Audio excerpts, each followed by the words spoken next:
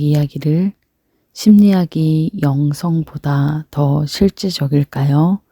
어떤 것도 영성보다 더 실제적인 건 없습니다. 가엾은 심리학자가 무엇 할 수 있을까요? 억압을 해방시킬 수 있을 뿐입니다.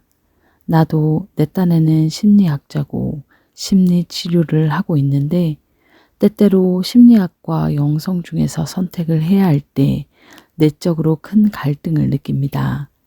여기 계신 어느 분에게 그게 이해될 수 있을지요? 나는 여러 해 동안 이해가 되지 않았습니다. 설명을 하지요.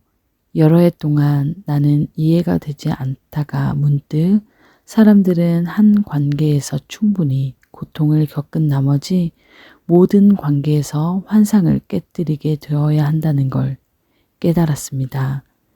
생각하기조차 끔찍한 일 아닙니까? 깨어나서 이젠 지겹다. 남에게 의지해 살기보다 더 낫게 사는 길이 분명히 있을 것이다. 라고 말하기 전에 한 관계에서 충분히 고통을 겪어야 하는 겁니다.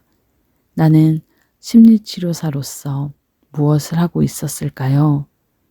사람들은 인간관계 문제, 의사 전달 문제 등을 가지고 나를 찾아오고 있었는데 내가 더러는 도움이 되기도 했습니다.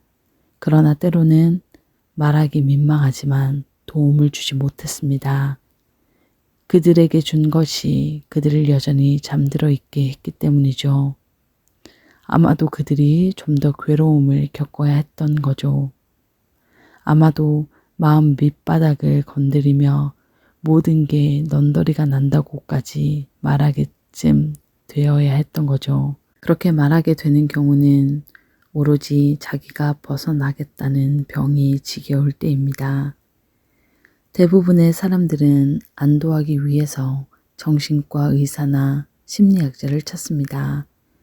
거듭 말하지만 안도하려는 겁니다. 거기서 벗어나려는 게 아닙니다.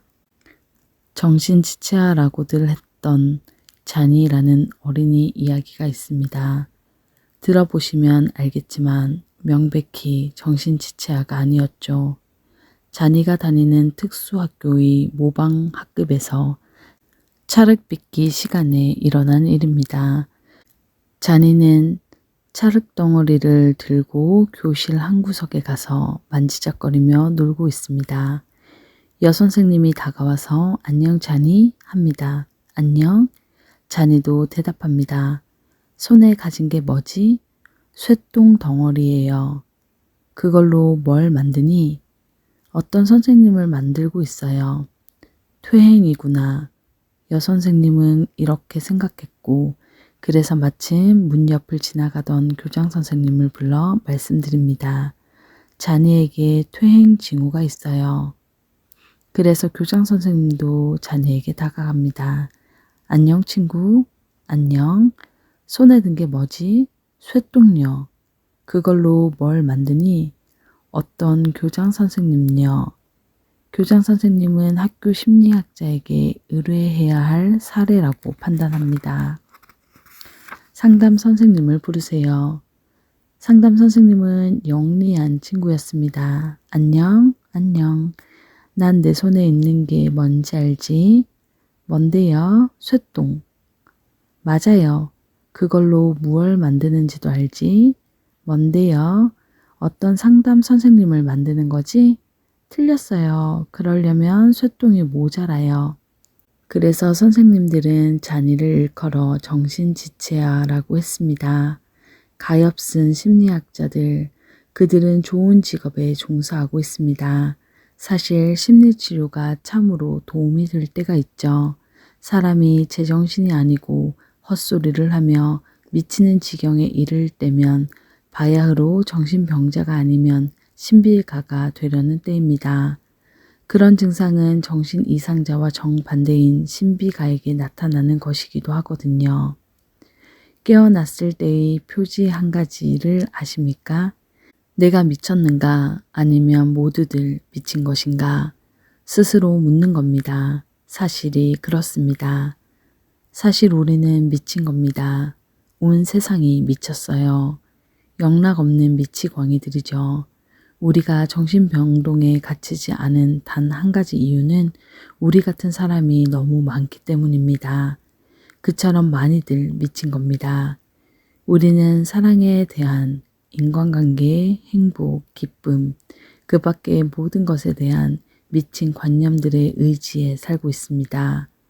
누구나가 어떤 것에 동의한다 하더라도 그것이 틀렸다고 확신할 수도 있을 지경에까지 우리는 미쳤다고 나는 믿게 되었습니다. 모든 새로운 생각, 모든 위대한 생각이 처음에는 한 사람인 소수파 안에서 시작되었습니다. 예수 그리스도라는 그 분이 한 사람인 소수파였습니다. 모두가 그분과는 달리 말하고 있었습니다. 부처님도 한 사람인 소수파였습니다.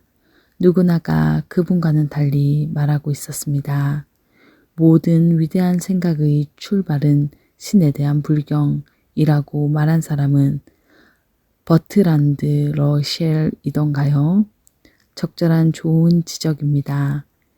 여러분들은 요 며칠 동안 많은 신성모독의 말들을 듣고 있습니다. 그가 신성모독을 했습니다. 사람들이 미쳐있고 정신 이상자들이며 이 점을 빨리 깨달을수록 정신과 영성의 건강에 좋기 때문입니다. 사람들을 믿지 마십시오. 가장 친한 친구들도 믿지 마세요. 환상을 깨십시오. 그들은 매우 영리합니다. 마치 여러분이 아마 그런 줄도 모르겠지만 다른 모든 일을 대하는 것처럼 말입니다. 아, 여러분이야 참 꽤 많고 민감하고 영리하지요. 지금 위대한 실천을 하고 있으니까요. 내가 지금 너무 아부하는 건 아닐까요? 아무튼 되풀이하겠습니다. 여러분은 깨어나기를 원합니다. 위대한 실천을 하고 있습니다. 그리고 그런 사실을 모르기조차 합니다. 여러분은 무척 사랑받고 있다고 생각합니다. 아, 여러분도 누굴 사랑하고 있습니까? 여러분 자신의 희생도 여러분에게 흐뭇한 느낌을 주지요. 나는 나 자신을 희생하고 있다. 나는 내 이상에 맞게 살고 있다. 그러나 여러분은 거기서 무언가를 빼내고 있지 않습니까? 여러분이 깨어나기까지는 여러분이 행하는 매사에서 항상 무언가를 빼내고 있는 겁니다. 그래서 첫걸음은 이것입니다. 여러분이 깨어나기를 원치 않는다는 사실을 자각하십시오.